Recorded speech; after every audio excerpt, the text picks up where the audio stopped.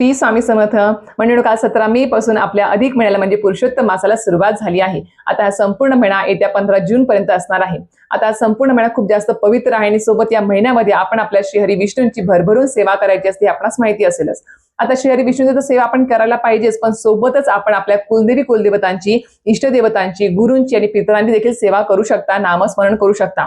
आता जर तुम्हाला अधिक महिन्यामध्ये कुलदेवी कुलदेवतांचा, जे आपल्या कुळाची आई आणि वडील आहेत, त्यांचा भरभरून आशीर्वाद प्राप्त करून घ्यायचा असेल तर नक्कीच सांगेल की या अधिक महिन्यामध्ये आपण आपल्या कुलदेवीची कुठली सेवा करायला पाहिजे, कुठल्या पोथीचं वाचन करायला पाहिजे, कुठल्या मंत्राचं नामस्मरण केलं पाहिजे. सोबत आपल्या कुळाचे जे वडील आहेत, कुलदेवत आहेत, खंडोबा महाराज, त्यांच्यासाठी आपण कुठल्या पोथीचं वाचन करावं, कुठला मंत्र पठण करावा.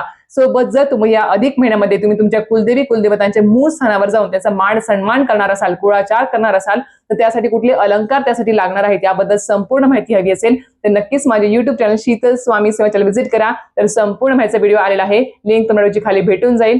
धन्यवाद. श्री स्वामी समर्थ.